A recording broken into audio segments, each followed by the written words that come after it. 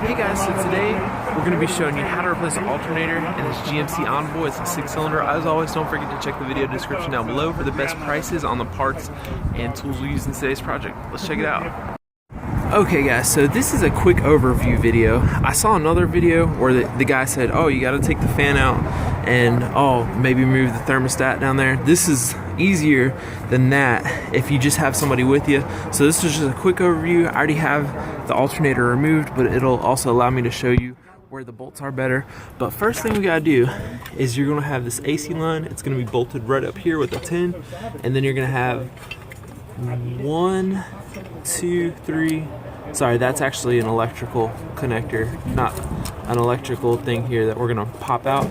But we've got 1, 2, and then we've got 3 15 millimeters holding this guy in with that AC line and the 10. And then once we take this off, your alternator will be exposed. It'll be sitting right in here, and I'm gonna show you the mounting holes with the alternator going because I think that'll help a lot. So there's a hole there, there's a hole there, and there's a hole all the way down here. So those are all 15s. You also have your electrical connectors. You got this one, you're just gonna pry it with a little flathead or a pick and then pop it out of the alternator. And then of course you have, it's a 12 or a 13 on this, and you're gonna take that out as well. Okay, and this is what it actually looks like on the alternator where you disconnect those electrical lines.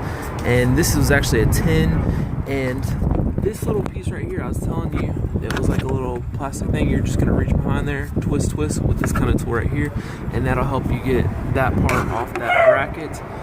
And that is pretty much it, guys. I know to get to this bolt right here, it was that upper bracket bolt. We used an extension and just kind of got in there. It's not that bad of a job. And when you actually go, you've got your alternator disconnected and you pull them out, what we did here is we kind of pushed back on this line. I had my friend here, Mr. Clay. He pushed on the line, and then I just pulled the alternator up through here. It will come through with the help of somebody else. Just kind of pushing this out of your way and kind of pushing this out of your way. It will fit. You don't have to remove this fan, so that's good news. So that's pretty much it. Thanks for watching. And real quick, I just wanted to show you us working it back in there. Kind of the position you pull it out and put it back in. You can see how we have it positioned. He's holding it away. I'm kind of pushing away from this while I'm working it back in there, but it will just squeeze right back in there past the fan this way.